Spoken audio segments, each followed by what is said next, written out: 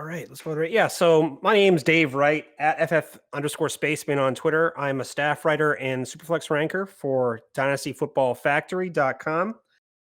Uh, I like to fashion myself as a dynasty, dynasty sports nerd, aspiring dynasty sports nerd who likes to fiddle around with spreadsheets, is always finishing in second place. So that's kind of how I approach fantasy football. I love to look at things through data, but I also watch a ton of football, and I love football. So, and I'm really excited to come hang out with you guys. I think something that kind of like to separate myself from the pack with is I do have a 1,800 player data, college prospect database, similar to Peter Howard's, with a couple of different features that then he has. But that's where I got the idea. So it has every player, every fantasy player who's scored fantasy points in the NFL, uh, or they've been invited to the combine since 2003. It has every stat that I could possibly think of that's readily available, from QBR to quarterbacks to accuracy, or completion percentage, to yards per team pass attempt and then for wide receivers, receiving yards per team pass attempt, and rushing, all the rushing stats you need. And yeah, that's kind of how I go through with that stuff. And I just dive right into the questions because I don't really like talking about myself too much. I'm pumped to be with you guys. So, can't Gurnall's question here.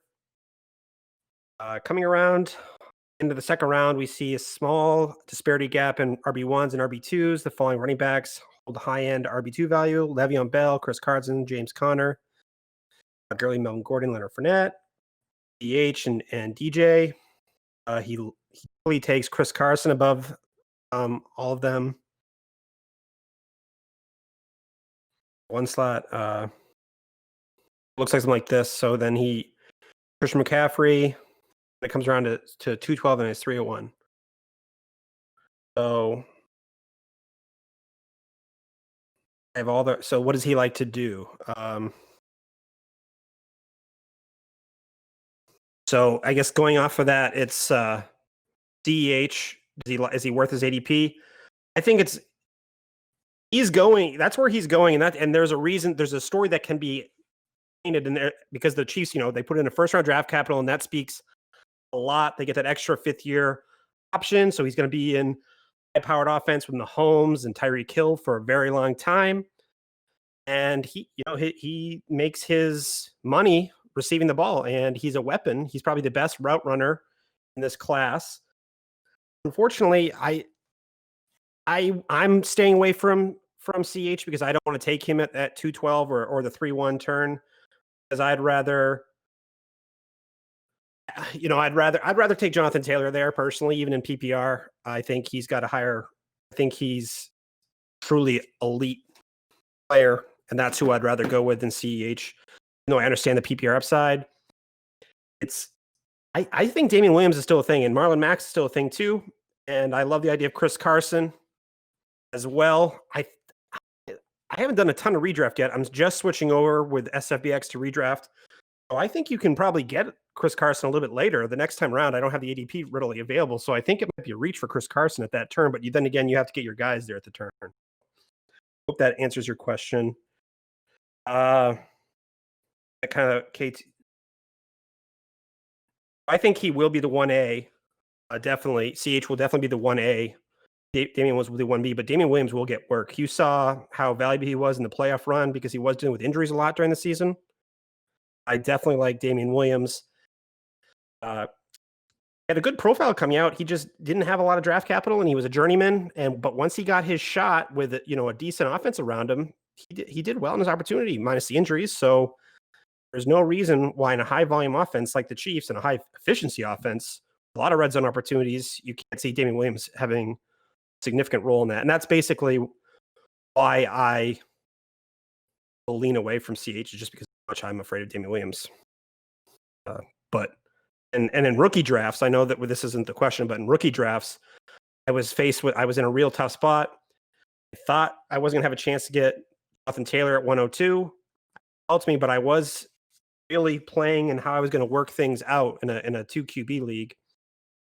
Was I going to go quarterback, or was I going to do CEH if Jonathan Taylor was off the board? And I went with I was lucky I got Jonathan Taylor, but I would have probably traded back to get a Deandre Swift and just try to add something onto Deandre Swift instead of going CH there. But CH is a great player, and I understand why people are high on him. Landing spot isn't everything to me for running backs. I know that's a big thing for a lot of people. Next question's from Inspirational Pinecone. Jamal Williams versus Carlos Hyde. Both are unappreciated or underappreciated backup RBs with similar ADPs on teams that put big numbers on the run. So I was curious which one to take over the other. It's a good question. I probably would go Carlos Hyde just because bringing in a second round draft pick, AJ Dillon, says a lot. Whereas Carlos Hyde might not have to deal. We'll just have to deal with Chris Carson, who I love Chris Carson, by the way. And I didn't even mention him enough in the previous question, but Chris Carson is really underrated as a runner. I know people ding him for the fumbles. Fumbles are pretty random, in my opinion, from year to year in fantasy football. And what I've anecdotally, when I've seen is it's a fixable problem, especially for these kind of elite talents. And a number that means a lot to me, running backs year to year, and Josh Hermsmeyer at Frisco Josh, he wrote an article, Player Profiler, in 2016 on evaded tackles per game and how that's probably the most predictive thing we have year to year for running backs. It's not the targets matter, but it's not carries, it's not volume, it's evaded tackles per game.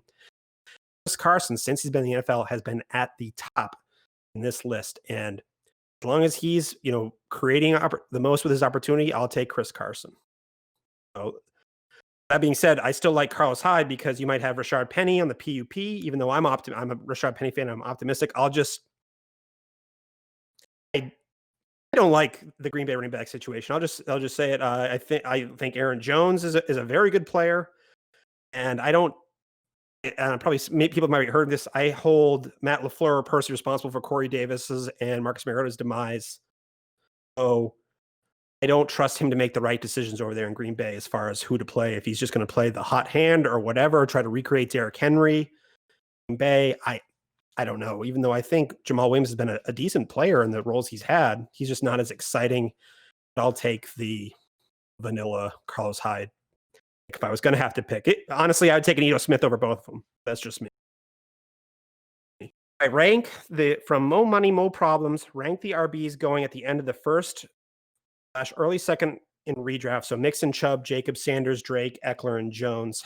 Rank them. I'll definitely take. I'll take Mixon, Chubb,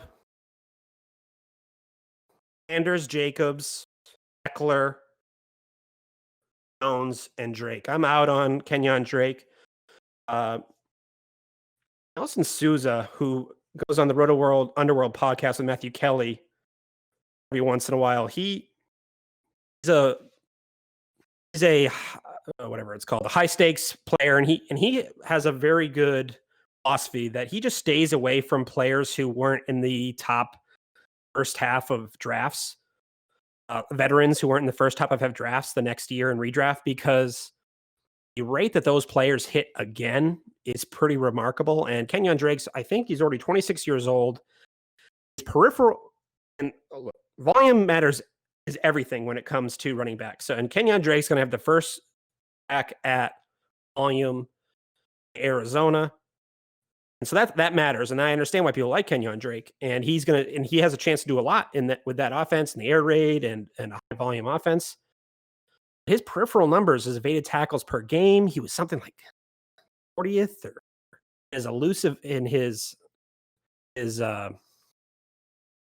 elusiveness, or juke rate. His juke rate was something like 70th or 90th in the league last year.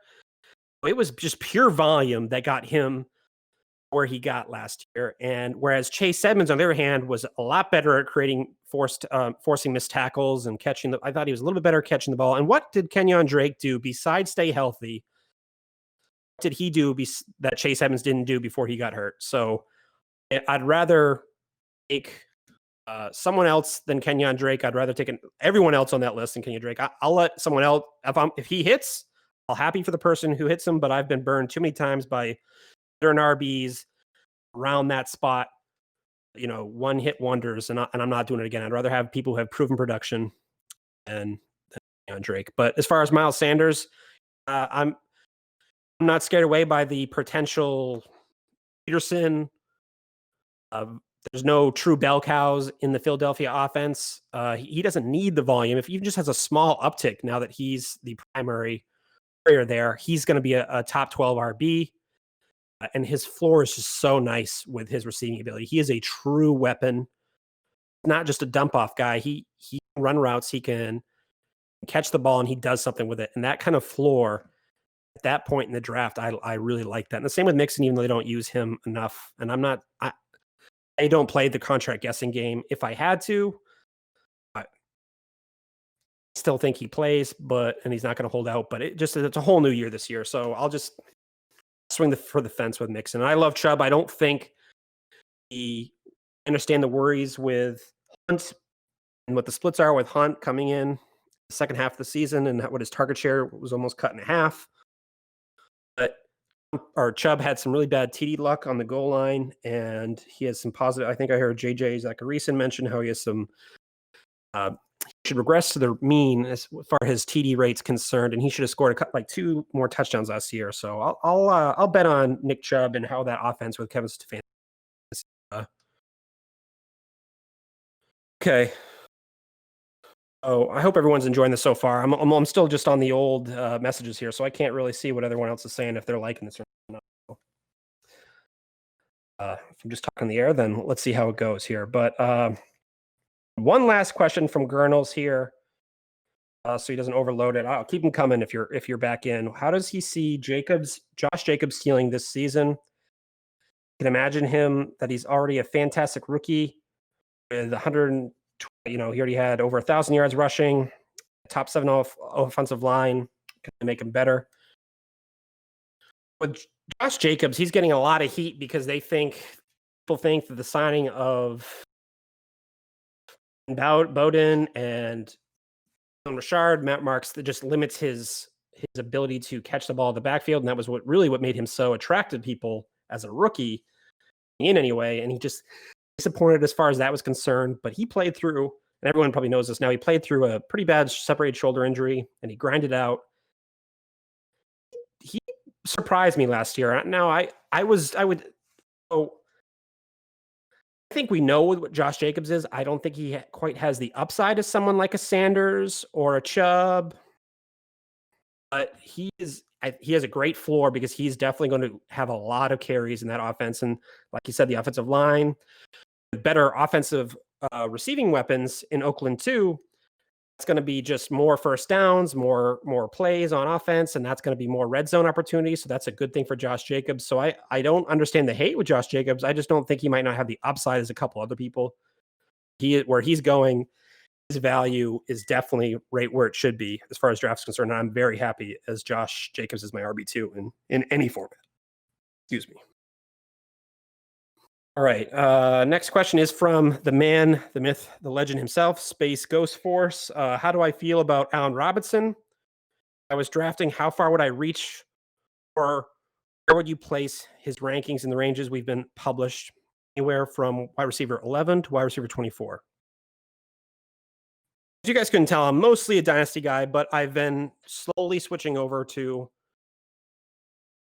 redraft season, so I'm just starting to fire that up. I'll pull up my rankings here in a second, but as from a dynasty point of view, I'll pull up my rankings right now. I love Allen Robinson.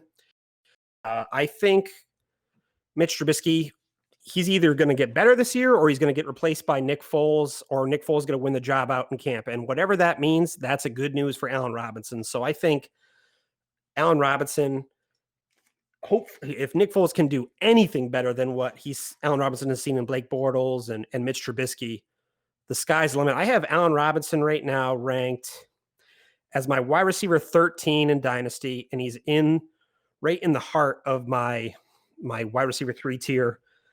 I I toy with OBJ or Allen Robinson in Dynasty, and right now OBJ is ahead of him. But man, I love Allen Robinson. And the thing is I think the cat's out of the bag. I think people have finally come around on Allen Robinson recently. He was so cheap to get last year everywhere. No one was in on him before the season started. I think he was my wide receiver 3 or wide receiver 4 in a lot of my redraft leagues, and he really helped me even stay in contention after Mike Williams went down in a lot of my leagues, and he allowed me to get so yeah, Allen Robinson carried me, and he's only 26 years old. He's been in the league forever. I think it's what 6, 7 years at this point, 5, but he's only 26 years old.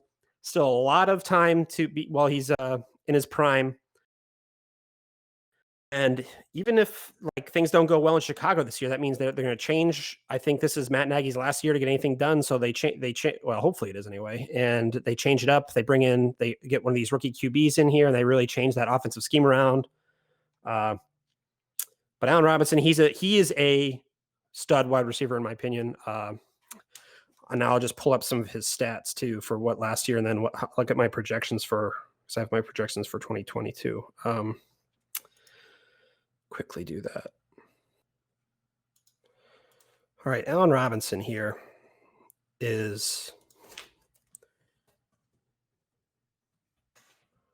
was special last year. So he's been special his whole career, except for, he had the injury and it felt like forever to come back because it was early on in that process when he moved at the end of his turn in in Jacksonville. But in 2019, he had over 140 targets, 89 receptions, 1,000 receiving yards. I think that's going to go up with more accuracy at QB, and Anthony Miller. Hopefully, he progresses a little bit, and they can get a little more creative over there in Chicago. But 27% target market share in weeks 1 through 16. That was that was phenomenal, and he did it all. He had he's a big target of mine. I think if you can get him as your wide receiver 1, if you go an RB heavy early on and Allen Robinson your RB1, you should be totally happy. So in this rapid fire like this, I'd love to dive more into Allen Robinson in the stats, but I'll just keep her going. And another one, I draft Mack with in Dynasty. So his question was, why would leave wide receiver 11 to wide receiver 24? I'm happily taking him at the high end of that range. And in redraft, I'm probably taking him wide receiver 13. Yeah, right there. So that's I'm not, if you're getting him in the late teens, the mid teens, I'm running away with that kind of value, especially if how your roster's constructed. A question from Space Goes Forest: can I draft Mack with confidence? JT basically locked up his career, 5th-year option, franchise tag, yada yada. Do they run him hard out of the gate? In Dynasty, I think he's definitely I'm Max. I like him as a talent. Last year, I was looking at bring up all these different spreadsheets I have at one point here, but Max peripheral numbers as far as evaded tackles was solid. His creative was solid last year behind that line and off in Indy, and he ran a couple more routes. They didn't target him as much, but Jacoby Brissett, unfortunately. Philip Rivers, if they're not going to run JT 350 times, they're not going to pound him in the ground year 1. I think he's going to be the bell cow at some point. It might start off as a split backfield or a 1A, 1B situation. And I do think as the season progresses, you're going to see JT handle more of the fantasy important, the goal line stuff, the downs, important touches. That's where a lot of T stuff, and Max more of a spell guy towards the second half. But as far as a buy low or as an is he going probably as an RB3, RB4 probably. I'm definitely knocking on the tree for the other owners who have him, and I'd give up a late second, no problem for Mac. I'm not after the midpoint in the second round. I think it's fair game here, and Mac. I'd be surprised if he stayed after this season with Indianapolis, even though they do have a lot of cap room, and if do seem to be a run-first team, and they might want to invest in 2 running backs. The idea of Mack going somewhere else and having a better role at some point is attractive here. Then Chris Godwin or Mike Evans with the news of Bruce Arians is going to run 2 tight end sets. Don't really get too up in formations with Bruce Arians. Bruce Arians says a lot of stuff. He says some crazy stuff at times too. People forget that, of things that he says over the years. I don't trust when he says he's going to do something. I don't 100% trust him because I've been burned, but that's probably just a bias on my end. But I'm going to go. Chris Godwin's my wide receiver 2 right now in Dynasty, and I'm not sure how I feel about that because of what you said about Mike Evans. Mike Evans is a beast. What he's done in his first 5 or 6 years, however many years it is, and being over 1,000 yards and so many touchdowns, and he's in a class by himself.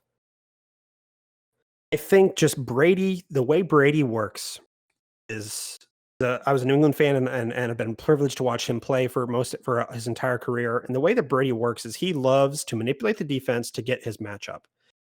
And this was mostly how it was in England, but that was always over the middle of the field. And he would take advantage of the sidelines and stuff, but Brady definitely loves to work the middle of the field. And that's where Chris Godwin is. He's a slot guy, where he can set up where he can get ideal coverage of Chris Godwin, a linebacker or a mismatch or nickel corner. I love the idea of Chris Godwin racking up yak, and people for Mike Evans and Chris Godwin, we were robbed of their end of their season injuries and in the fantasy playoffs because of injury. Chris Godwin would have been the wide receiver 2 last year overall if he hadn't got hurt there at the end. So take Chris Godwin. Mike Evans' TD upside does seem really attractive. Brady does like to, when he has a guy he trusts, he does like to throw it up for them and let them go get it in the end zone. But is Gronk going to cut into some of that too? I don't know. So I just like the idea of Chris Godwin out of the slot. CEH hype conductor. So I probably ticked off the CEH hype conductor with some of my previous statements here, but let's see. And I'm probably gonna do it again here with the question about how do I feel about draft half PPR? I like him more in redraft because if he doesn't hit this year, okay with it, and especially where he's going, I'm 100% fine with Kareem Hunt. I'd like him more in full PPR because his real value is as the receiving back, and then unless there's an injury, and then that changes. It's the way that I build my teams. I'm not going to be drafting Kareem Hunt anywhere because what I'm going to do is I'm going to go RB heavy early on, and then I'm going to switch to wide receiver, and I'm going to pound those wide receiver 2s, those wide receiver 3s, that spot, and then maybe sprinkling a tight end there. So I'm not going to get a lot of Hunt because of where his value is and just as how I construct my roster here. I understand why people like Hunt. I just not crazy about him. Draft where he's going is fine. I just roster construction wise, I'll pass on him. I am definitely, and another question from CH Hype Conductor, am I a Lockett or DK guy? Draft half point per PPR. I am a Tyler Lockett guy all the way. Tyler Lockett, I believe, was the wide receiver 5 heading into their week matchup in San Francisco, I believe. It was a Monday night game? It was prime time, I believe. He suffered a leg contusion late in that game, just having to go to the hospital, and because of a compartment syndrome with that injury. And he just wasn't the same coming back out of their bye. Remaining 6 games, he only had 2 games over 10 full PPR points. So I don't know off the top of my head how much that is for half point PPR, but receiver 5 through 10 weeks, the uber efficient Russell Wilson. Still like DK, and I like DK a lot, but I'll trust the chemistry with Tyler Lockett. And what I've seen done with Tyler Lockett, he doesn't need a lot of volume to do it either. He is just a special player. He shows us one play can make up his entire fantasy day if you need be. take Tyler Lockett, and I've come a long way on DK Mack.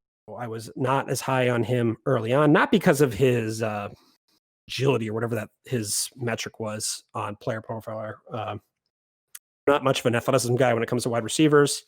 Action matters, and I just don't prorate production for injuries and stuff like that, which a lot of people do. So I missed on DK Metcalf in my drafts as a rookie, but not that I don't like DK. And his price isn't terrible right now because there's just so much wide receiver talent. So in Dynasty, I'll definitely target him, but in redraft, I'm not touching DK just because there's so many other wide receivers to choose from, like a Tyler Lockett. That value can be. I'll take a guy who's shown me. Not hope it'd be nice if Seattle threw the ball more than 500 times or whatever it is. So if there was a higher volume offense, sure, but take Tyler Lockett just the value. And thanks for that question. I any chance to talk about Tyler Lockett, I'll take it. Tart, which team do you have the worst luck with in fantasy? Do my teams count? Because that's who I have the most problems with, the worst luck with in fantasy.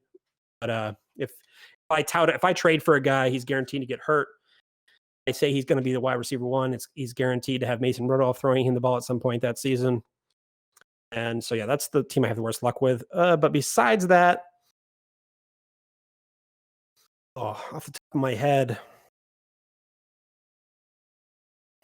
I don't really remember it as a team base. I remember players vividly, but nothing team based have I had bad luck with. So question, I wish I had a better answer, but definitely my team. And I can't really think of you know what? I'll say Tennessee, because what happened with Corey Davis and Marcus Mariota, I mentioned a little bit earlier. I think Marcus Mariota is one of the best QB prospects we've seen analytically coming out. So I've been really getting into fantasy stuff for the last 10 years or 15 years. I've been doing fantasy, but yeah, he was up there as far as prospect. He was accurate. He could run. He was super young. He had a lot of games under his belt, a lot of experience, a big program. So I love Marcus Mariota. He had a good head on his shoulders, good kid. It seemed to be between injuries and they didn't have any offensive line for a while there. He broke his leg right when he was about to flash. Oh, Tennessee.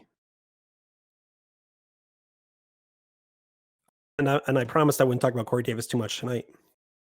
But I think Corey Davis is a great buy low in Dynasty. The problem is whoever has Corey Davis right now is a Corey Davis truther, so you're not going to get him. I did get him as a throw. In one of my home league, I've had him team 6 different times since we started the league, since he entered the league. I drafted him late because it was a new league, and I drafted him. It was a good deal in a mixed startup, and I've traded him away, I think 4 times. I traded back for him 3 times, something like that. Back in my team, I had him a throw in a deal this year. So yeah, Davis, he's not dead yet. David Montgomery improved his yards per carry. Probably. I'm not a big yards per carry guy, so that doesn't really matter anything to me. 240 attempts, his volume is very appealing. So in my head, I'm a stay away from David Montgomery guy. Because I understand volume is king. Don't necessarily love that Chicago. I touched on a little bit earlier. I don't want a running back on that Chicago Bears offense. I'm not a fan of Matt Nagy. I think he got his name basically living off the laurels of Peyton Manning, and I forgot, if you guys didn't know this, breaking news: Matt Nagy made Peyton Manning his entire career. So that's why Matt Nagy has a job, because he made Peyton Manning, and I just don't like how that offense runs. I don't think they're very creative, and how they split the running backs. If I was going to invest in a running back, it'd be Tariq Cohen for cheaper. I think he had some bad TD luck last year, and being said, I still think there's room to grow for David Montgomery. I think he could have better efficiency. That yards per carry is very volatile year to year. It did seem like he had bad luck. His yards per carry, or his evaded tackles, off the top of my head, I think he had a decent tackles per game there, but maybe a lot of that had to do with doesn't necessarily have the burst. So that's in order to create anything, he needs to evade tackles. And when you're always in the backfield and you're can't see behind the line, that's never a good thing here. So TD Luck, be some better efficiency overall with Nick Foles coming in. You could see more out of David Montgomery. If I remember correctly, that offensive line didn't get that much better either. So I don't hate Montgomery, but just the way I usually build my teams, he's just a stay away from me. So is Rojo from CEH conductor? He's back again. Is Rojo the guy? I had on my latest podcast of A Tale of Two Rivals actually last week. We talked about Rojo quite a bit, and actually no, it hasn't released yet. That's right, I'm editing it. It's the podcast from hell to edit because my audio was messed up. But Rojo the guy? I think redraft and in Dynasty, I want whoever's cheaper. I do want a piece of that running game. I want a piece of that offense. I think that line's gotten better.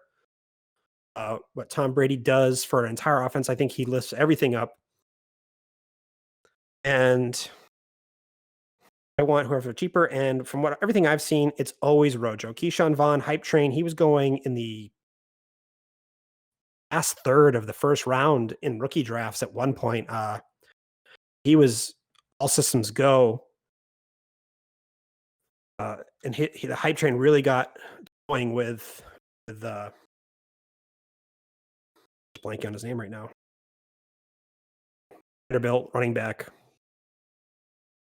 It'll come to me in a second. But anyway, yeah, he was all system go. He was pushing it as far as his ADP. His ADP was rising, and then it kind of fell back into the Superflex drafts into the second round, the early second round. I think you could definitely get and at that time you could have gotten Rojo for a late second or a mid second at least.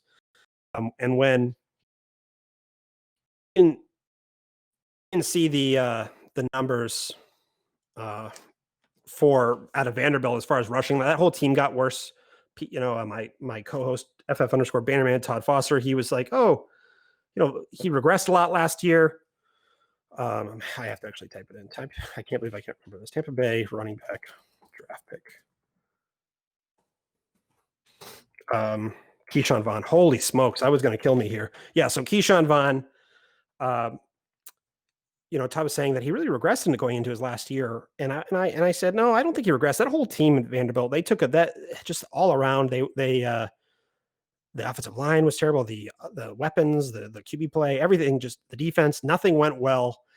And the thing you did see from that is Keyshawn Vaughn did show off some receiving ability. I think he had over 25 catches his final year. So that's, I think, the side for Keyshawn Vaughn is receiving ability. And Bruce Arians, and everyone's probably heard this quote by now. Bruce Arians said something along the lines of, before the draft, we want a 3-down running back so you don't telegraph what you're playing, yada, yada, yada.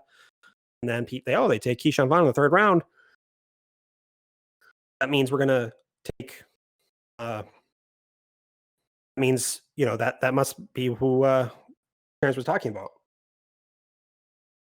Not so fast when Keyshawn Vaughn Rojo has been running in the NFL for the last 2 years while Keyshawn Vaughn's been playing against college kids. So Rojo's younger this year, which is incredible. Bulked up. I actually don't like sounding that he bulks up. I don't want my running backs to bulk up. I want them to get faster, more explosive. He's been also, all the videos he's working on his receiving, blah, blah, blah. I don't care about that. I want you working your pass blocking if you're Rojo. It's just purely a price thing. I went on for way too long because I couldn't think of Keyshawn Vaughn's name. It's a price thing. I'll take Rojo. Will Dobbins have a better season than Ingram? So we talked about this too in my that we're gonna release here in the next couple of days on a Tale of Two Rivals podcast. But we came to a little bit of consensus at Dobbins, Ingram. They're both going to be valuable this year. If you look at last season for Baltimore, they had, I think, almost had 600 rushing attempts last, and that's not going to happen again. They're not going to have 600 rush attempts. The game flow, the situation last year, they were ahead in a lot of games, so it was a very run friendly and it was a very easy schedule for them. think that's going to regress a little bit, go back toward regress towards the mean, because they're going to have more passing opportunities next year. And not that they're going to be like going to lose like 150 rush attempts or anything like that in that offense. The point I'm bringing all this up is that there's going to be at least 350 rushing or carries for the 100 carries for the running backs in that backfield. So that's going to leave a lot of volume for both Dobbins and Ingram. So, and the way I see it starting out, Ingram's a leader in that team. He's a veteran. He probably starts going on. Oh yeah, so Dobbins better season Ingram. I think Ingram's going to get the first crack, and he's going to, a lot of early season work. He's definitely going to return value early on in the season. The problem is Dobbins is just. I think Dobbins is just a special player. His athleticism, which we didn't get to see because of how his injury was coming back from the NCAA playoffs and how close the combine was. So he didn't run, and then the whole coronavirus thing. So we didn't get to see Dobbins. And so I think that, but what you hear about the testing at Ohio State with Dobbins is that he's purely magical. He's like one of the best athletes to come out of there from the running back positions for Ohio State. I think, and he's electric in the zone read offense with Lamar We're going to be with Lamar Jackson, and that's just perfectly for him. So even though if he loses a little bit of receiving value to Jackson rushing the ball, I think he makes up for it just because of how electric he is and how efficient he's going to be in that offense running the ball. And the way that I foresee it, even though they're both going to have value points this season, Dobbins is going to just be unstoppable. You're not going to be able to they're not going to be able to not give him the ball in key situations. And I think Dobbins will be on the stretch for fantasy playoffs or towards the fantasy playoff push. Dobbins is going to be the running back you want. So I'll take Dobbins, and he's cheaper in redraft. So I'll definitely take Dobbins for cheaper, and I'll have him on my squad happily. Him or Swift.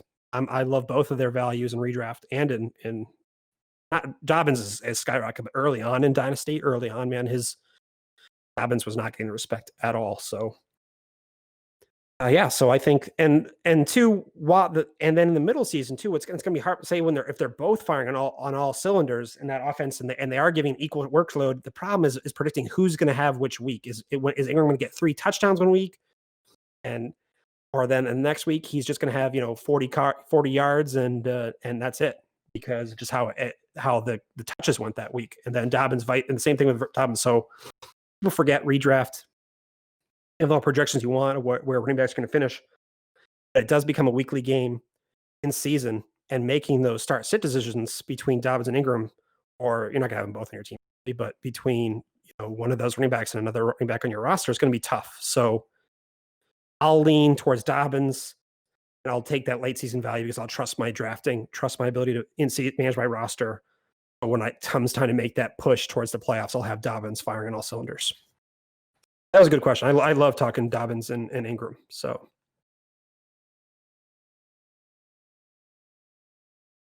from In Whence We Trust, so a Philly fan here. And is Drew Brees going to be consistent or just a weekly streamer? So Drew Brees was basically the QB2 after he came back from injury. It was Lamar Jackson. Lamar Jackson was, head and shoulders above everyone. And then once Drew Brees came back from injury, it was Ryan Tannehill and Drew Brees, and that was how the QB position was last year. I'm actually just parroting off of JJ Zach's. I just listened to that podcast recently. Those are my thoughts here.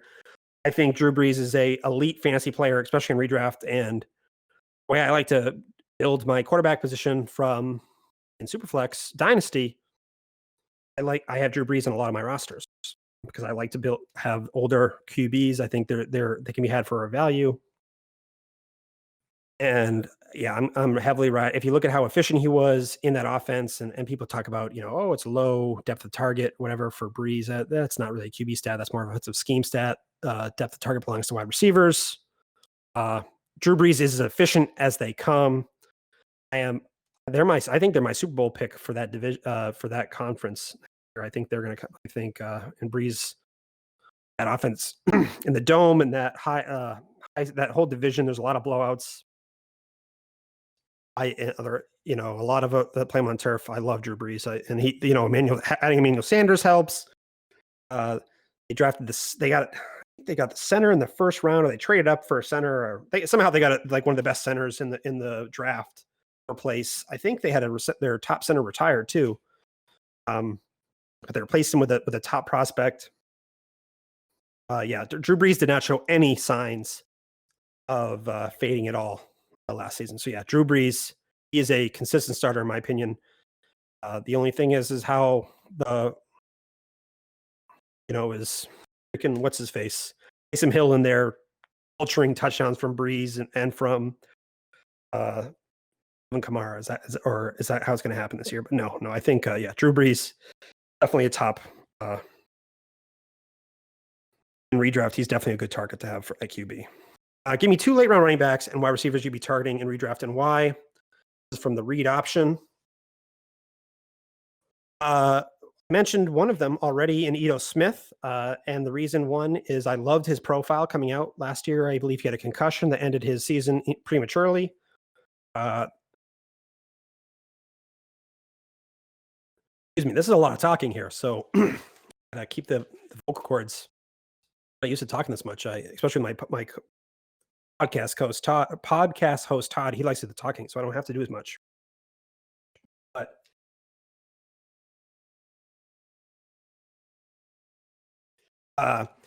so Ito Smith, he dynamic catching the ball coming out of college, and he's shown some decent flashes when he's getting an opportunity, even though the line wasn't the best, and he did struggle with his efficiency in some opportunities last year before he got hurt. But yeah, all systems go for Ito Smith, and the reason is that Todd Gurley's injury history, and people talk about Quadri Allison or Brian Hill. That's what you have to worry about with Ito Smith. And no, if you look at last year, Brian Hill did not get a sniff of the field until Ito Smith went down, and then it became Brian Smith got some opportunity.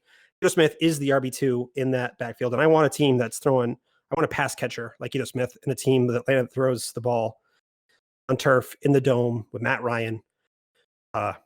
600 pass attempts probably again this year. That defense isn't very good. I'll take the pass catcher there, and he's going late. I got him 19th round of the Scott Fish Bowl or something like that, and I was, and yeah, I was really happy with that. And I actually picked him up off weight. Someone dropped him in my main Dynasty league, and I was wicked excited. I think I put a 10% bid down for when I saw it, because the deep rosters and Ito Smith, he comes up. I'll happily take him.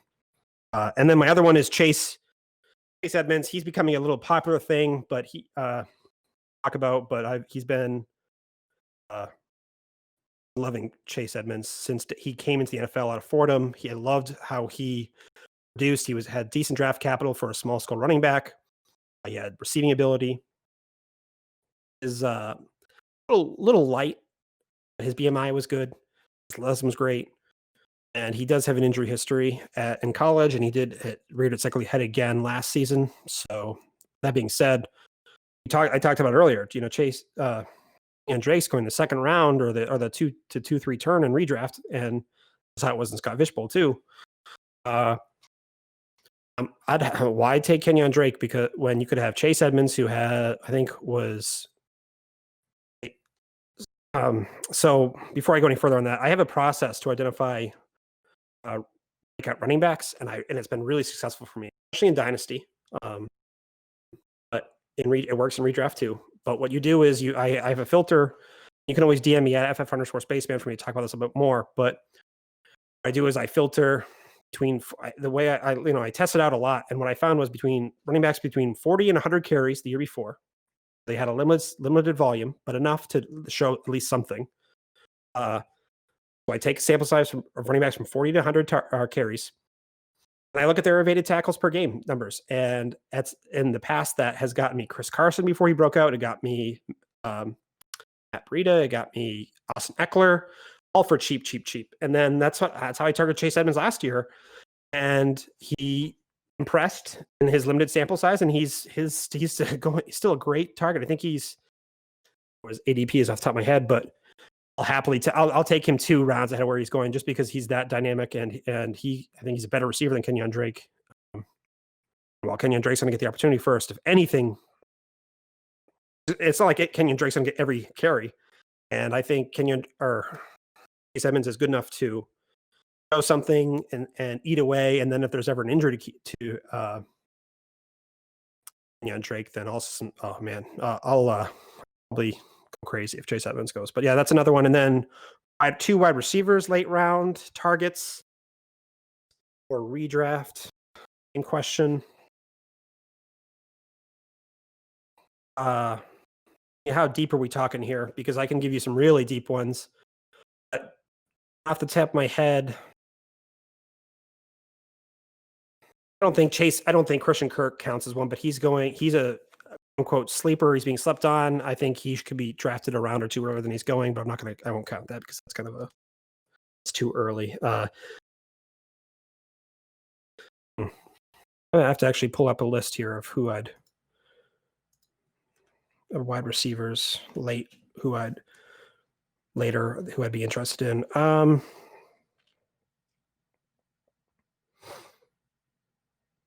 Mecole Hardman, he's has a chance to be the wide receiver 2 there in Kansas City. That's attractive to me. Late. Andy Isabella, he's attractive to me. Golden Tate, he's there's a lot of weapons on that. I hate to say that, sounds weird saying, but the New York Giants are pulling together an interesting team there with Sterling Shepard, Evan Ingram if he ever can stay healthy, Golden Tate, Daniel Jones if he can ever stop fumbling the ball. But I'm not a Daniel Jones guy, but you have to say that he exceeded expectations in year 1 at least to a certain extent. And then with Saquon, and they've improved that offensive line a little bit.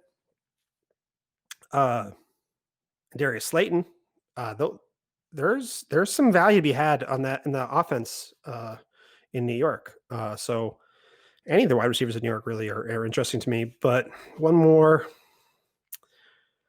I will say, Alan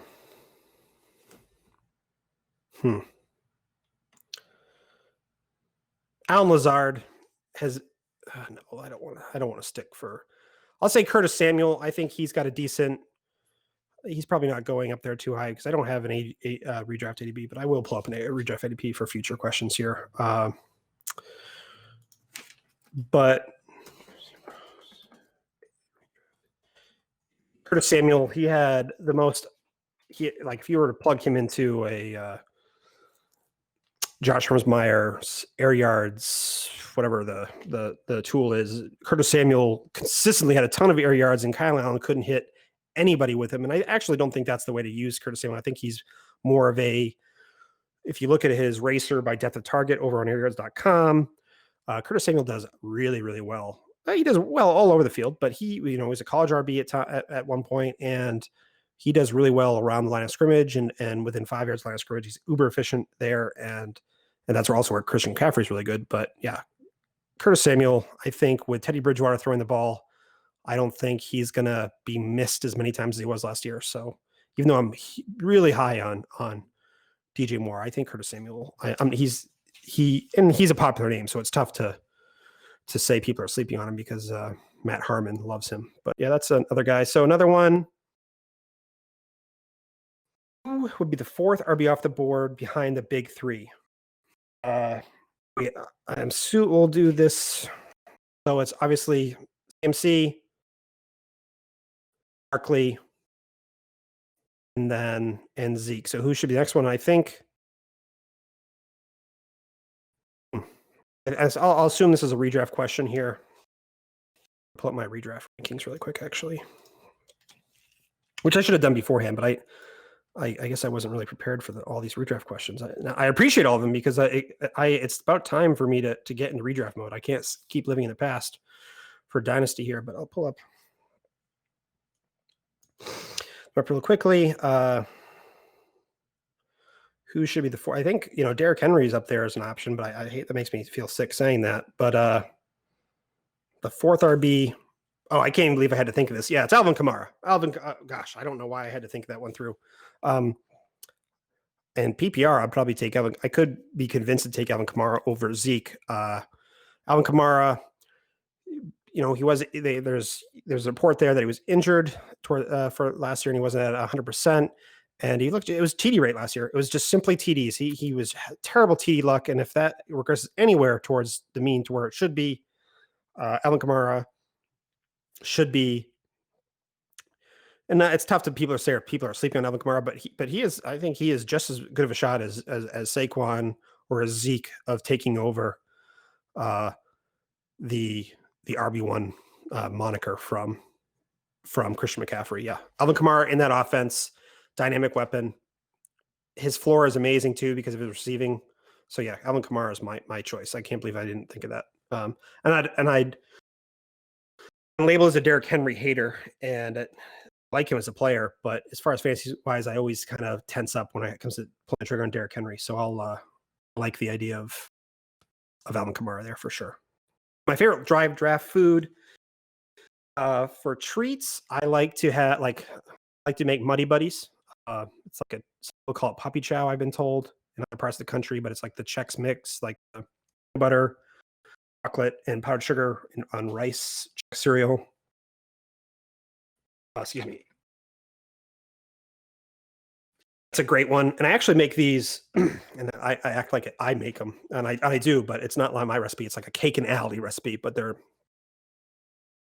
Mexican egg rolls. They're you can put meat in them if you want to, but it just makes it's harder. So I just put beans in instead. But it's Cake and Aldi's Mexican egg rolls, and instead of putting Mexican cheese in, I put goat cheese in, and it's a delightful treat. It's an awesome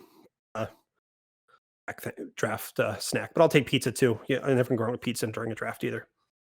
Wings are a little too messy for me. Wings are a little too messy. Thoughts on Deandre Swift and Keyshawn Vaughn? Are they taking over? I answered Keyshawn Vaughn already. I don't think Keyshawn Vaughn's taking it. I mean, he could. I think just don't see there's definitely a narrative you can say with Keyshawn Vaughn about him being the 3 down every down role, but I don't see it with Ronald Jones being there. I think if anything, it'd turn into like a 55-45 if Keyshawn Vaughn was on top, whereas if Ojo hits, it's going to be like I think his ceiling is higher. But that's tough to say. It's more of a price thing. So then the other part of the question, DeAndre Swift, and oh man, I love me some DeAndre Swift. Now, so I'll approach this first from a dynasty perspective because that's, you guys can tell I'm a huge dynasty guy by this point. DeAndre Swift, he was was it Jonathan Taylor or DeAndre Swift as far as who was a better running back prospect going into the process, the rookie process this year. Everyone got scared away when DeAndre Swift went to the Lions. I don't see it why they're scared away. I mean, I do understand because people have not loved Matt Patricia's decision making or the offensive coordinator's decision making when it comes to how they use the running backs there. They thought that Kerryon Johnson kind of got the wasn't used the right way when he was showing so much ability his rookie year catching the ball. And people are still holding on to Kerryon Johnson. Well, and Johnson, I think people got his profile wrong coming out. I don't think he's a bad player or anything, but he took a lot of direct snaps at Auburn. I just talked about how I don't usually use yards per carry, but still his yards per carry was 33rd percentile taking direct snaps. You'd think that'd be a little bit higher in that kind of offense. He's shown great receiving ability in the NFL. Yeah, no, if you were to put a rookie profile of Kerryon Johnson or DeAndre Swift, it's not every single category that you come up with. Catching the ball, running the ball, MI or body type, vision, how he sets up blocks, everything that you can possibly think of with always goes DeAndre Swift. Draft capital, and the Lions also have their offensive line wasn't terrible last year. Wagner was really a bust for them as a free agent signing. I think he came from Baltimore. He really let them down, but they cut bait with him and they brought in Big V from Philadelphia. He's a very good run blocking tackle. I think they drafted one of the top ranked interior linemen in this year's draft too. So it take a little while for Deandre Swift to get up and going here, but I took Deandre Swift in the 5th round, I believe, the Scott Fish Bowl. 4th round, 5th round, yeah, 6th round. Well, he was my RB3, and I was hold my breath the entire round. I could not believe that I got DeAndre Swift there. I had, and I would, and I mentioned earlier too, I think, was that if I had the chance to take CEH in a rookie draft, I'd rather trade back and grab DeAndre Swift instead. And that's the same way I would do. That's the same approach I'd have in redraft. Instead of taking CEH, I'll just wait a couple rounds and I'll take DeAndre Swift, because I actually think DeAndre Swift's a better player than CH. Not to poo-poo on CH, because I think he's a good player. But when we talk about blue chip prospects, DeAndre Swift is that. Well, he didn't get a lot of volume in college. Well, not to pound this narrative into the dust, we know now that Georgia, that's not how it works there anymore. They recruit based on sharing the load. They don't want to wear you out before you get to the NFL, but to let you, they're good offensive line. They're going to show off your abilities, and that's what DeAndre Swift did. He did not disappoint anyway. Yeah, he's good. When you're on the field and you're taking away touches from, I think, definitely Nick Chubb and Todd Gurley at one point, but he came in there, or Sony Michel and Chubb definitely came in there, and he was taking away targets from. Just shows you how good he is when you're with that kind of talent and you're as a first-year player. And so, I think DeAndre Swift definitely. I'm drafting DeAndre Swift as if he will over happily. I'm taking my head of where he's going to. And remember, people slept on Nick Chubb. I dropped Nick Chubb redraft. Redraft leagues, if people remember. In redraft, that during his rookie year, people dropped Nick Chubb because Carlos Hyde was getting all the work, all the chatter was going out. People, Cleveland's a dumpster fire. Starting Carlos Hyde, they signed and gave him real money. No. DeAndre Swift's the real deal. Oh, and it might have a similar path, but yeah, wait on DeAndre Swift. He is worth it. Who has the better receiving core for fantasy this year, Matt Ryan or Tom Brady? Definitely Tom Brady.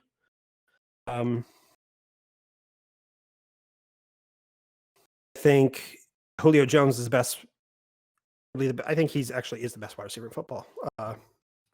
So that helps there.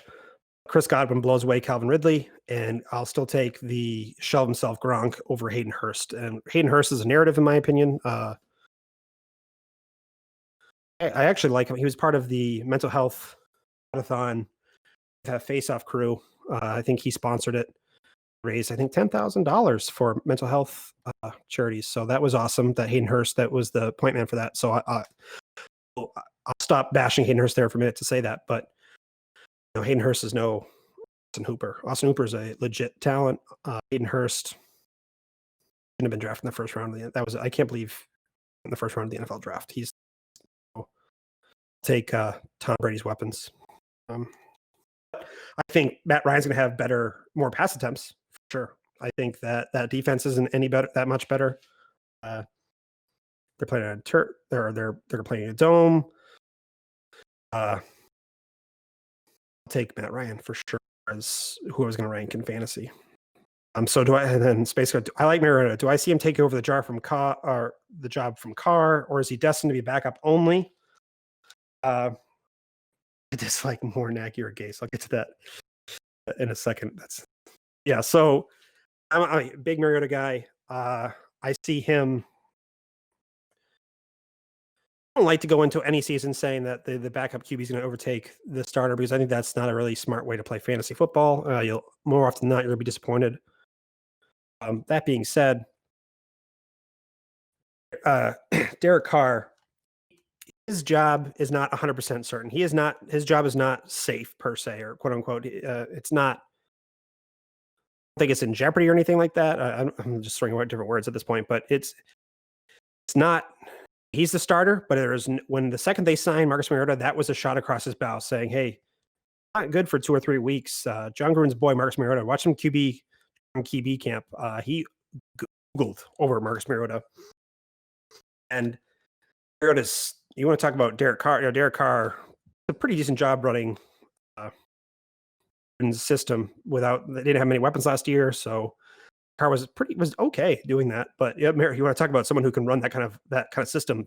You know, protect the ball, make one or two reads, and take off. Oh yeah, gosh, Mariota struggles. Mariota could definitely see time, and he's probably my number one. My number one. A super flex target. Definitely take him.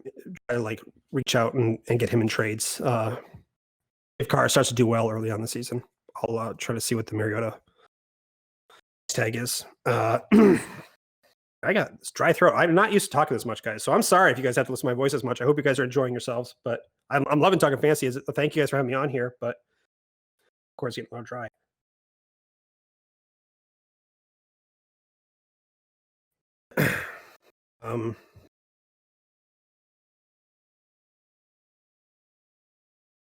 Actually missed question. How did I feel about Melvin Gordon's fantasy relevancy this year? Broncos paid him the money. Of Royce and Lindsey was underwhelming last year. I believe they've improved the offensive line in Denver. They've just overall increased the talent on that offense, and they've given Drew Lock no excuses to not succeed this year. And I'm not sure. My friends and other people I interact with in fantasy, they make fun of me all the time because I miss on some QB prospects. I've been known to miss on them, but I was hot there for a while, but I've been on a cold streak between Josh Allen and Daniel Jones. And Drew Lock hits, that'd be just another black spot to my name. But I think people are confusing QB wins with how good he was, though, in that part of the year. So, but this is a Melvin Gordon question. In redraft, I'm happily taking him where his price is. I'm not reaching for him or anything because he does have an injury history, and I don't believe in injury proneness or anything. I think lower body injuries add up for backs. Melvin Gordon didn't really shine at all last year when he got back on the field. And he's had a lot of volume throughout his career in college, in the NFL. So I happily take him as my RB2 if I want to load up on some of the premium wide receivers, tight end early on. If I can get Melvin Gordon as my RB2, I'd be happy.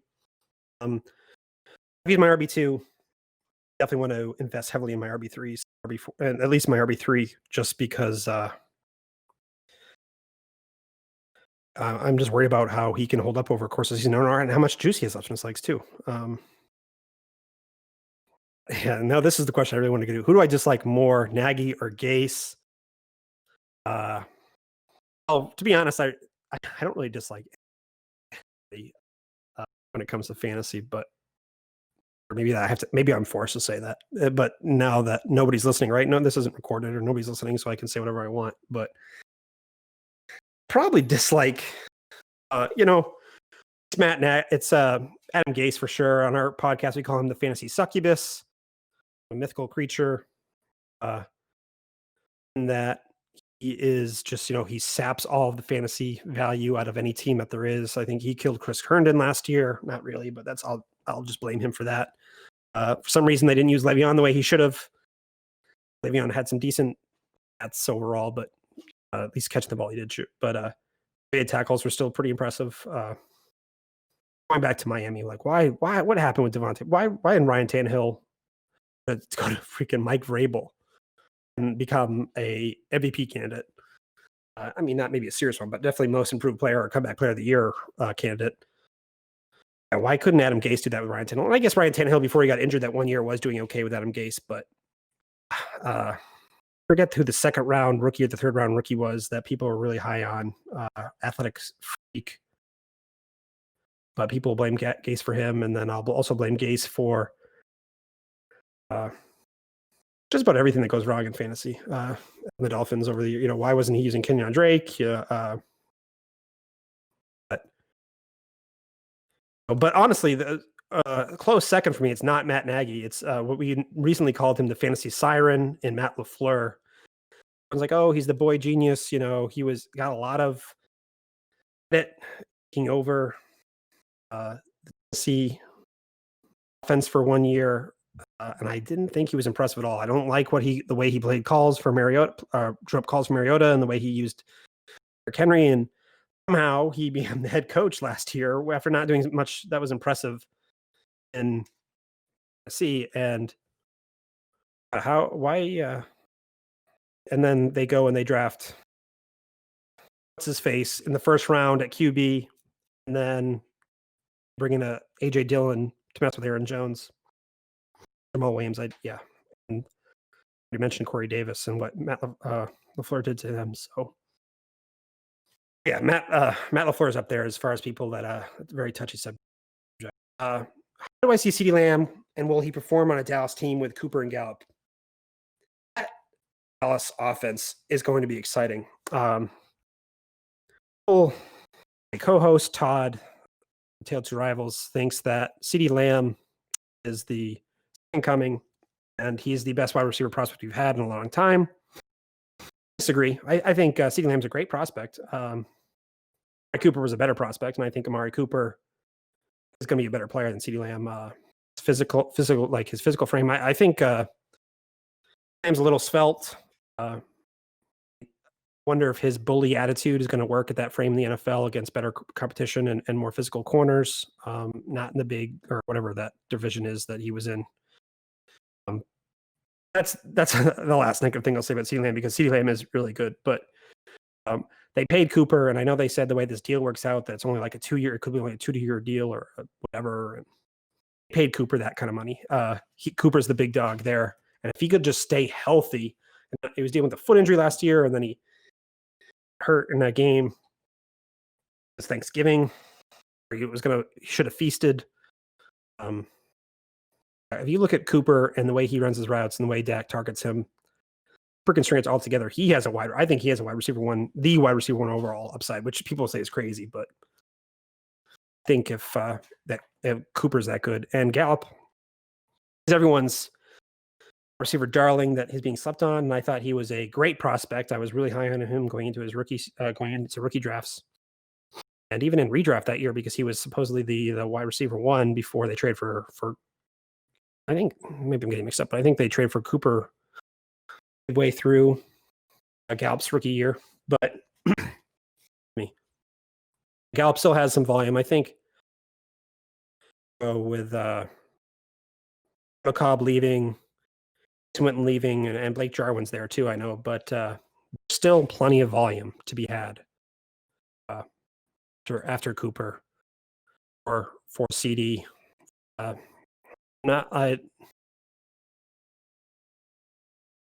Thing is, when you invest in wide receiver in the first round at that high of capital, they're going to want to put him special packages, especially in the red zone, where it can be a lot simpler. You can isolate him and make him go up and do his thing. Lamb's definitely going to have games where he's going to be a top 24 wide receiver. It's going to be tough predicting when each one's going to. Week it can be a Gallup week or a Lamb week. I'm always going to be happy with Gallup, or always going to be happy with Cooper in my lineup. But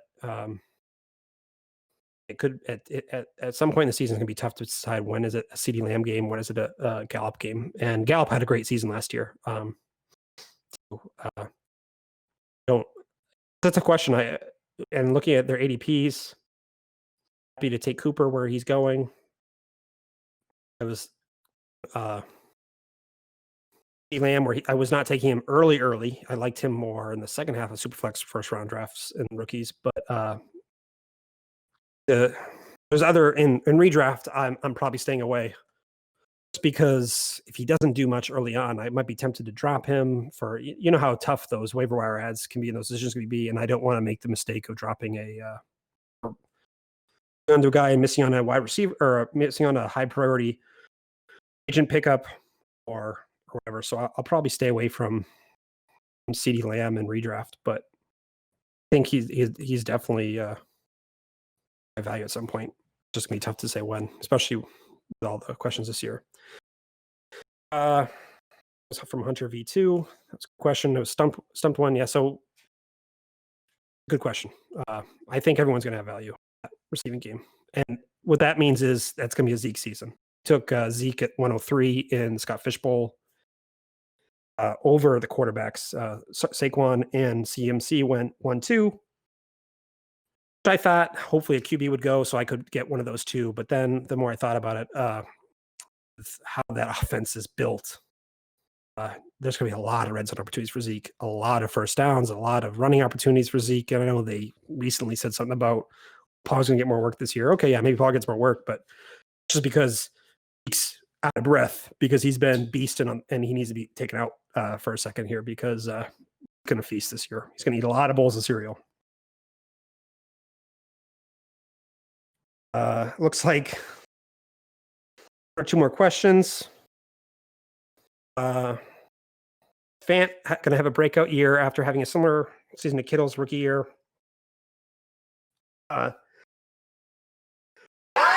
Excuse me.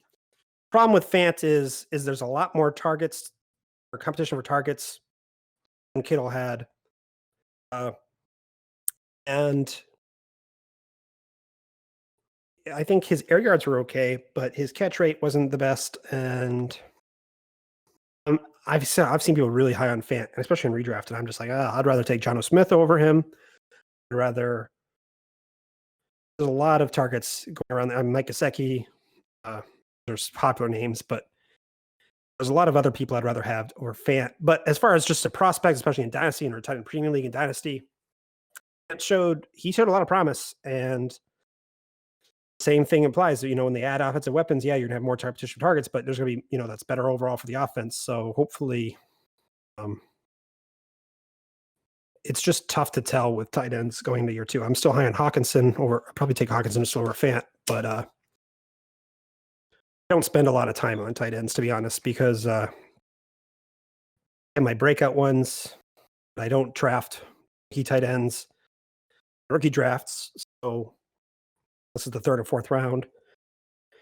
So I'm not really spent a lot of time on tight end. But yeah, Fant had some decent numbers and he's promising. I'm just probably not going to have him anywhere because he's going too early in rookie drafts, and I'm can Fant in redraft because it's too much of a risk. I'd rather take another player who has a little bit more upside, who's shown a little bit more than Fant. And then I guess that's it. So hope you guys had a good time. Thank you for having me on.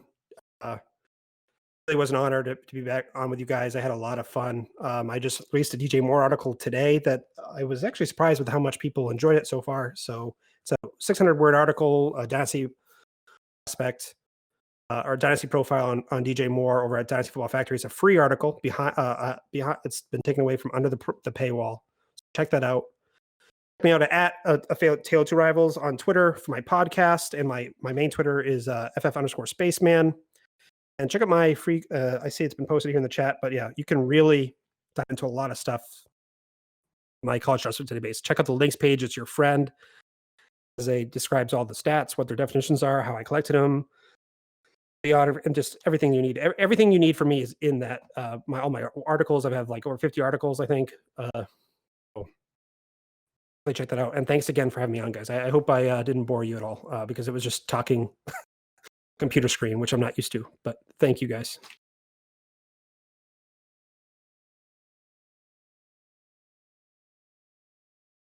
Yes, I do dislike Gase. He's the fantasy succubus. That's gonna catch the fantasy succubus.